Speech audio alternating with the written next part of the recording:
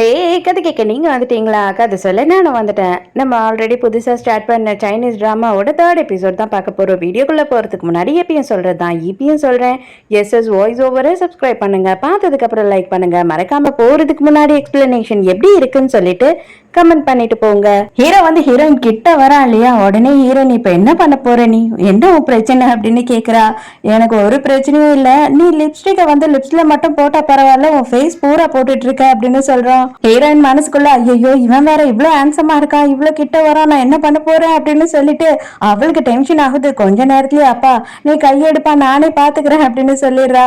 இவன் இவ்வளவு கிட்ட வந்து பேசுறதெல்லாம் வேலைக்கே ஆகாது, கொஞ்ச நேரத்துல இவன் கண்டுபிடிச்சிட்டானா பிரச்சனை ஆயிடும்னு சொல்லிட்டு எனக்கு நமக்கு ரொம்ப வலி எடுக்குது, நான் வந்துட்டு மேலேயே போறேன், நீ மட்டும் போய் சாப்பிட்டுட்டு வந்துரு, எனக்கு சாப்பிட எதுவும் வேண்டாம் அப்படின்னு சொல்லிட்டு இறங்கி தப தபன்னு ஓடிடுறா. மேல போன உடனே இல்ல இல்ல எந்த ஆம்பளையுமே நல்லவன் இல்ல, இது வரைக்கும் நம்ம பார்த்ததுல எக்ஸ்பீரியன்ஸ்ல ஒரு ஆம்பளை கூட நல்லவனையே நம்ம பார்க்கல, கண்டிப்பா இவனும் நல்லவனா இருக்க முடியாது, இவன் கிட்ட நம்ம மயங்க கூடாது, சரி அவன் இல்லாத நேரத்துக்கு நம்ம அவன் ரூம்ல போயிட்டு தேடுவோம் அப்படின்னு சொல்லிட்டு அவனோட ரூம்க்கு போறா. இவளும் என்ன பண்றானா இவனோட ரூம் பூராவுமே தேடி பார்த்துடுறா. பட் ஆனா வந்துட்டு அந்த டாக்குமெண்ட்ஸ் எல்லாம் வைக்கிற ரூமோட கீ மட்டும் எங்கேயுமே அவளுக்கு கிடைக்கல. ஐயோ என்னடா பண்றது, இவன் வர்றதுக்குள்ள நம்ம எப்படியாவது எடுத்துடலான்னு பார்த்தனே அப்படின்னு டென்ஷனா இருக்கா. அந்த டைமுக்கு ஹீரோ என்ன பண்றான்னா இவளுக்கு லஞ்ச் வாங்கிக்கிட்டே வந்துடுறான்.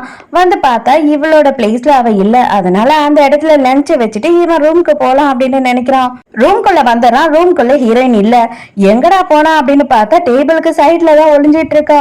ஐயோ கடவுளே, நான் வந்துட்டு என்னோட ஃப்ரெண்டுக்கு மொட்டை கூட போடுறேன், தயவு செஞ்சு இந்த டைமுக்கு என்ன காப்பாத்தி விட்டுடு அப்படின்னு எல்லா கடவுளையும் வேண்டிக்கிட்டு இருக்கா. சடனா ஹீரோக்கு என்ன ஆகுது அப்படின்னு பார்த்தா வயிற்று வலியா வர ஆரம்பிச்சிடுது. ஐயோ என்னடா இப்படி சடனா வந்துட்டு ஸ்டமக் அப்செட் ஆயிடுச்சுன்னு சொல்லி இவன் அவசர அவசரமா வெளியில ஓடுறான். இப்பதான் ஹீரோயின் ஒரு விஷயத்த நினைக்கிறா, என்னன்னு பார்த்தா எக்ஸ்பைரியான சாண்ட்விச் எல்லாம் வாங்கினா வயிறுக்கு ஒத்துக்காதுதான் போல இருக்கே, சீப்பா கிடைக்குதுன்னு சொல்லிட்டு இவனுக்கு தானே அப்படின்னு நினைச்சு எக்ஸ்பைரி ஆனதெல்லாம் வாங்கிட்டு வந்து கொடுத்துருக்கா போல காலையில. பாவம் இப்பதான் இவ யோசிக்கிறா, சரி சரி அடுத்த வாட்டி இவ்வளவு மோசமானதெல்லாம் வாங்கி தர வேண்டாம் அப்படின்னு நினைச்சுக்கிட்டே இருந்து அங்க இருந்து எஸ்கேப் ஆகுறா. வெளியில வந்து பார்த்தாதான் இவன் வந்து இவளுக்காக கஞ்சி எல்லாம் வாங்கிட்டு வந்திருக்கான். ஐயோ இவன் என்ன நமக்காக இந்த மாதிரி கஞ்சி எல்லாம் வாங்கிட்டு வந்திருக்கான், நம்ம எக்ஸ்பைரி ஆனதெல்லாம் வாங்கி வந்து கொடுத்து அவன் வயிற கலக்கடிச்சிட்டோம் அப்படின்னு நினைச்சுக்கிட்டு இருக்கா. இவ சாப்பிட்டுக்கிட்டே இருக்கா. கரெக்டா அந்த டைம்க்கு ஹீரோ அங்க வந்துடுறான்.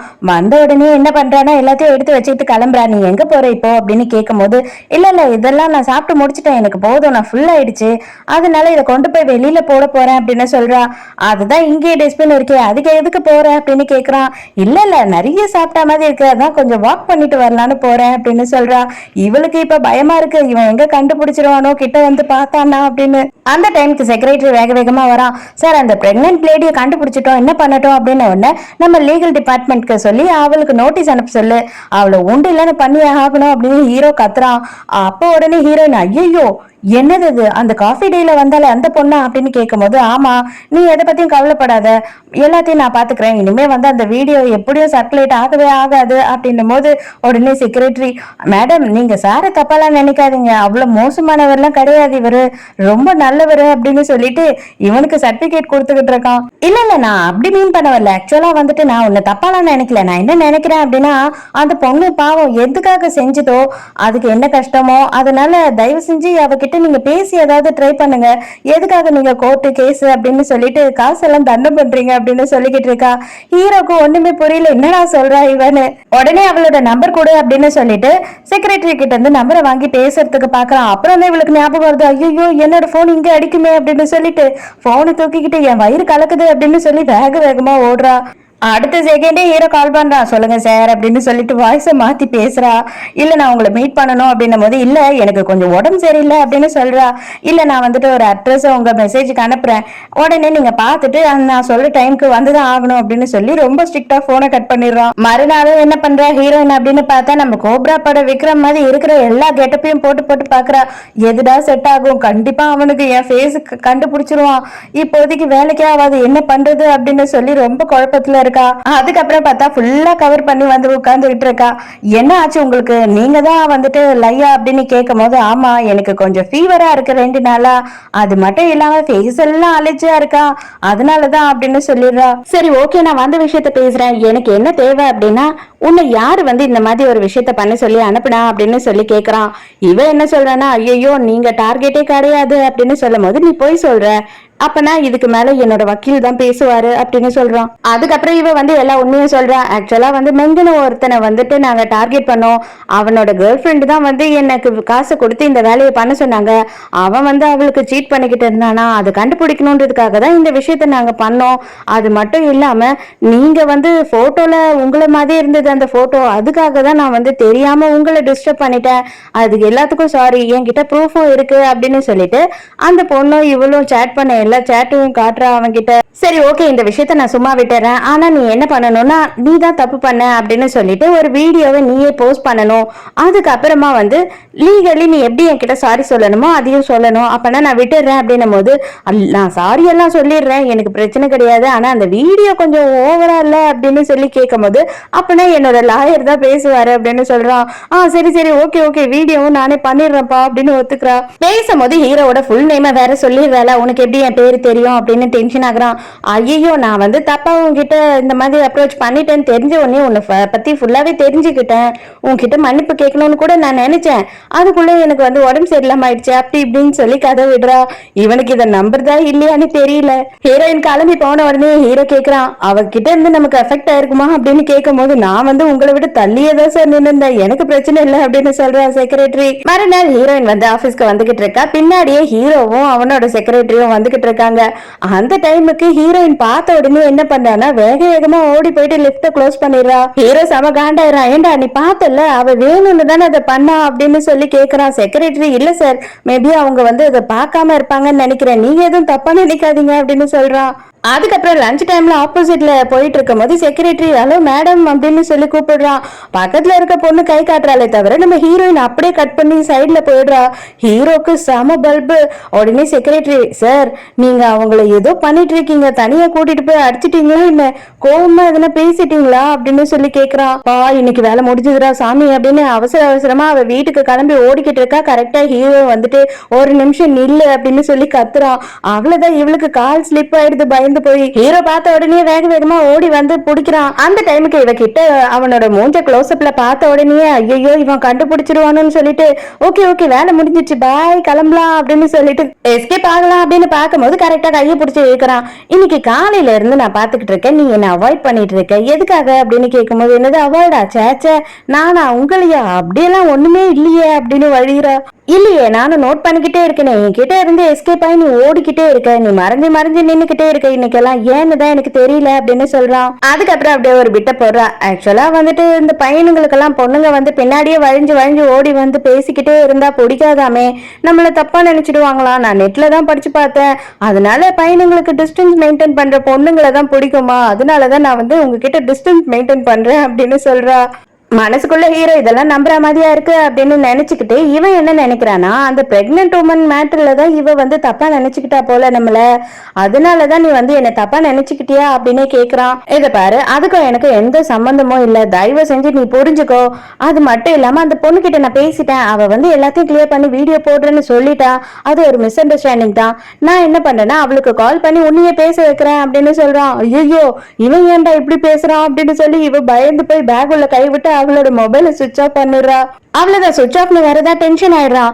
கண்டிப்பா வந்துட்டு நான் லீகலா என்ன பண்ணணுமோ அதை தான் பண்ண போறேன், இவ வந்து வீடியோலாம் போட மாட்டான்னு நினைக்கிறேன் அப்படின்னு சொல்லிட்டு செம டென்ஷன் ஆகுறான். உடனே ஹீரோயின் என்ன பண்றானா, இவனோட கையை டப்புன்னு பிடிச்சுக்கிட்டு, நான் உன்னை நம்புறேன், நீ எதை பத்தியும் கவலைப்படாத, நீ வந்து ஒரு நல்ல ஆம்பளை அப்படின்னு எனக்கு நல்லாவே தெரியும் அப்படின்னு சொல்லிட்டு இருக்கா. இவன் அப்படியே ஆளு பாத்துக்கிட்டு இருக்கான். நைட்டு ஃப்ரெண்டு கிட்ட போயிட்டு பயங்கரமா புலம்பிட்டு இருக்கா.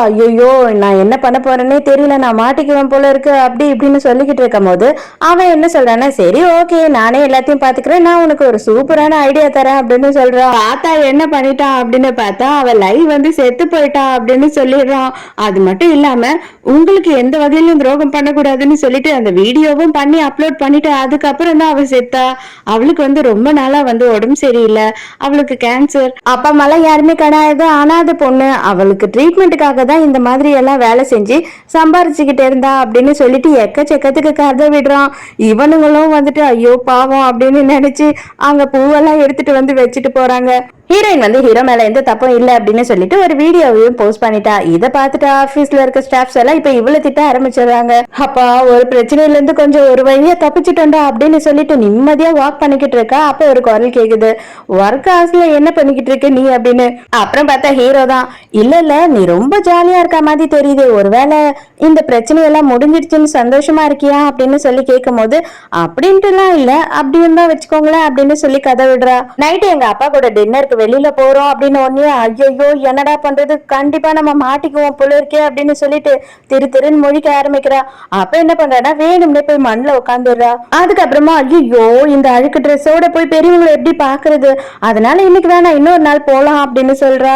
அடுத்த செகண்ட் ஹீரோ வந்துட்டு இவளை கூட்டிட்டு போயிட்டு எல்லா ட்ரெஸ்ஸையும் போட்டு காட்டு அப்படிங்கிறான். அவ்வளவுதான், ஹீரோயினும் முடிஞ்ச அளவுக்கு அவளால செக்ஸியா போட முடிஞ்சது எல்லாத்தையும் போட்டுட்டு வந்து அவன் கிட்ட காமிச்சிட்டு இருக்கான். அவன் முடியவே முடியாது அப்படின்னு இருக்கான். ஒரு வழியா ஒரு பிளாக் கலர் ட்ரெஸ்ஸையும் செலக்ட் பண்ணிடுறான் ஹீரோ. அதுக்கு வந்து கரெக்டா ஒரு செயினையுமே மேட்சிங்கா வாங்கணும் அப்படின்னு சொல்லிட்டு வாங்கிட்டு அவனே போட்டு விடுறான். ஹீரோயின் டென்ஷன் ஆயிடுறா, போதும் நானே போட்டுக்கிறேன் ஒன்னும் பிரச்சனை இல்லை அப்படின்னு சொல்லிட்டு அங்க இருந்து எஸ்கேப் ஆயிடுறா.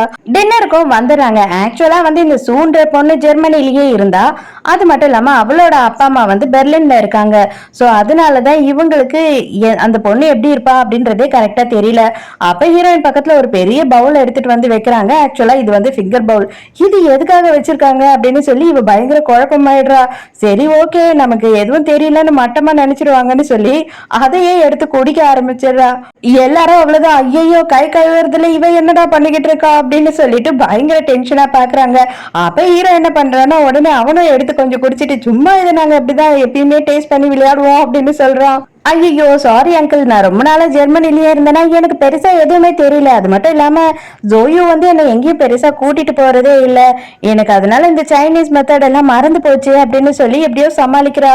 அப்படியே வந்து இவங்க ரெண்டு பேருமே ரொம்ப க்ளோஸா இருக்கா மாதிரி ஹீரோயின் வந்து ரியாக்ட் பண்ணிக்கிட்டு இருக்கா. ஆனா ஹீரோவுமே வந்து அதை அப்படியே மெயின்டைன் பண்றான். ஏன்னா அவனுக்கும் அதுதானே தேவை.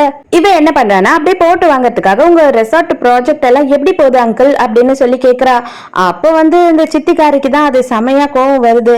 அங்கிள் என்ன சொல்றாரு அப்படின்னு பார்த்தா, ஐயோ இதை பத்தி எல்லாம் நீ தெரிஞ்சு வச்சிருக்கியாமா, பரவாயில்ல உனக்கு பயங்கர இன்ட்ரெஸ்ட் இருக்கு பிசினஸ்ல, உங்க அப்பா சொன்னாரா அப்படின்னு கேட்கும் போது ஆமா ஆமா அப்படின்னு சொல்லிடுறா. எங்களுக்கு சின்னதா என்ன வருத்தம் அப்படின்னு பார்த்தா, இந்த ப்ராஜெக்ட் ஜோயு பண்ணியிருந்தானா எங்களுக்கு ரொம்ப சந்தோஷமா இருந்திருக்கும் அப்படின்னு சொல்றா. உடனே அவங்க அப்பா என்ன சொல்றாருன்னா, உனக்கு மட்டும் ஓகேன்னு சொல்லுமா, உங்களோட வெட்டிங் கிஃப்டா இந்த ப்ராஜெக்டே நான் கொடுத்துடுறேன் அப்படின்னு சொல்றாரு. இவங்களும் நிறைய கேள்வி கேட்டுக்கிட்டே இருக்காங்க. அவளுக்கு நிறைய விஷயத்துக்கு வந்துட்டு பதிலே தெரியல, ஏதேதோ ஒளரி எப்படியோ சமாளிச்சுக்கிட்டு இருக்கா. அதுக்குள்ள சரி சரி ஓகே உங்க அப்பாக்கு கால் பண்ணி பேசலாம் அப்படின்னு சொல்லிட்டு அவங்க அப்பாக்கு கால் பண்ணிடுறாங்க. இதோ தர உங்க பொண்ணு கிட்ட தர அப்படின்னு சொல்லிட்டு அவர் எடுத்துட்டு வராரு. எப்படியாவது போனை வாங்கி அப்படியே கட் பண்ணி விட்டுடணும் அப்படின்னு சொல்லிட்டு இவ பிளான் பண்ணிட்டு இருக்கா. இவர் அதுக்குள்ள ஸ்பீக்கரை போட்டு கொடுத்துடுறாரு. அவர் பார்த்தா அப்படியே பொண்ணுன்ற மாதிரியே பேசிக்கிட்டு இருக்காரு. எப்படிமா இருக்க, அங்க எல்லாம் செட் ஆயிடுச்சா அப்படி இப்படின்னு கேள்வியா கேட்டுக்கிட்டு இருக்காரு. இவளும் அப்படியே சமாளிச்சு பதில் சொல்லிக்கிட்டே இருக்கா. இவர் போனை வாங்கி, என் பையனுக்கு உன் பொண்ணு ரொம்ப பிடிச்சிருக்கு, கவலையப்படாத, கல்யாணம் கன்ஃபார்ம் அப்படின்னு சொல்லிடுறாரு. இந்த அசிஸ்டன்ட் லீ அப்படின்றவன் உள்ள வரான். அவனை பார்த்த உடனே ஹீரோயின் வந்து அப்படியே டேபிள் கடியில உட்காந்துக்கிறா. கம்பல் தொலைஞ்சிச்சுன்னு தேடுற மாதிரி. இவனை பார்த்து ஏன் இவ பயப்படுறான்னு தெரியல. கம்பல் போன போது எந்திரிமா, நம்ம எவ்வளவு வேணாலும் வாங்கிக்கலாம் அப்படின்னு சொல்லி அங்கிள் வேற சொல்லிக்கிட்டே இருக்காரு. இருங்க அங்கிள் நான் தேடுறேன் அங்கேயே உட்காந்துக்கிட்டு இருக்கா. அந்த டைமுக்கு பார்த்தா ஃபயர் அலாரம் அடிக்க ஆரம்பிச்சிருது. அங்க ஹோட்டல் பூராவுமே வந்து ஒரே புகையாயிடுது. ஹீரோ தேடி பாக்குறான். சடனா ஹீரோயினை காணோம். எங்கடா போனா அப்படின்னு, சார் நான் பாக்குறேன் சார், நீங்க கொஞ்சம் வெளியில வாங்க சார் அப்படின்னு சொல்லி அந்த ஸ்டாஃப் ஹீரோ வெளியில கூட்டிட்டு போறாரு. ஹீரோயின் எப்படியோ வெளியில ஓடி வந்துடுறா. அங்க பார்த்தா வந்து ஹீரோவை காணோம். அங்கிள் வந்து என்ன சொல்றாருன்னா, உன்னை தேடிதாம்மா போனா, எங்கம்மா நீ மட்டும் தனியா வர அப்படின்னு அவர் பயந்துடுறாரு. மறுபடியும் அந்த புகைக்குள்ளேயே ஹீரோயின் திரும்பி போற. அங்க பார்த்தா ஹீரோ வந்து இவ்வளவுதான் தேடிக்கிட்டு சுத்திக்கிட்டு இருக்கான்.